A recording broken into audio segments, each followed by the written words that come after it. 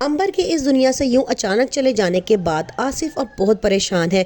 वो कब्रिस्तान चला जाता है और घंटों उसकी कब्र में बैठा रहता है, जिसकी वजह से उसके सारे बच्चों को बहुत मुश्किलात का सामना करना पड़ रहा है, क्योंकि वो अपने बाप को ढूंढते हैं लेकिन वो कहीं नहीं मिलता। बाद में पता चलता है कि वो अंबर की कब्र पे बैठा है। आसिफ ने महक को बड़ी बहू होने की वजह से घर के तमाम इख्तियारात दिए हैं और कहा है कि हर कोई इसके फैसले का एहतराम करे। महक जो अब घर की बड़ी बहू होते हुए अपने फ़र्ज संभालती है और वो ईमान से कहती है कि मैंने फ़ैसला किया है कि तुम्हारा और शाहवीर का आपस में सिलसिला सही होना चाहिए। तुम मियाँ बीवी हो और मियाँ बीवी की हैसियत से ही रहो। मुझे ये जो चीज़ें बहुत तकलीफ़ देती हैं।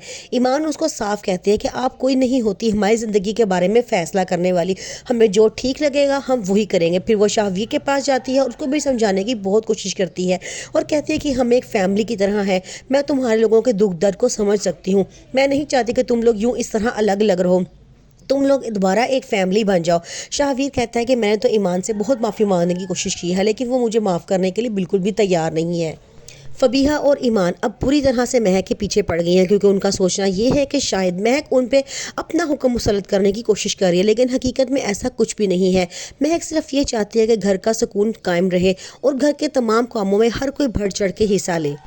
इसलिए महक ने आर्यान से भी कहा है कि अब तीनों भाइयों को मिलकर घर की जिम्मेदारी उठाना पड़ेगी। किचन का जितना सामान है, सौदा है, इसका तीनों भाइयों को खर्चा उठाना चाहिए बराबर का और घर के बिलों में अपना हिस्सा डालना चाहिए।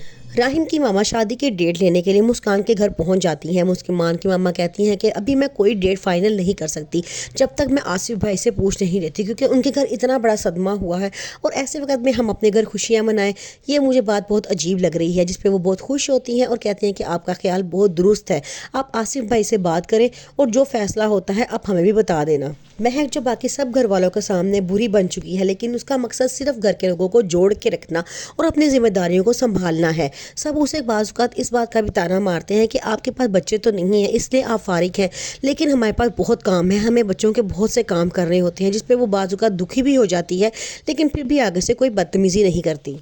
फबीहा के पापा उसकी मामा को बाहर के मुल्क इलाज की घर से ले जाते हैं ताकि वहाँ पे उसका बेहतरीन सा इलाज हो और वो बिल्कुल ठीक हो के पाकिस्तान वापस आ जाए।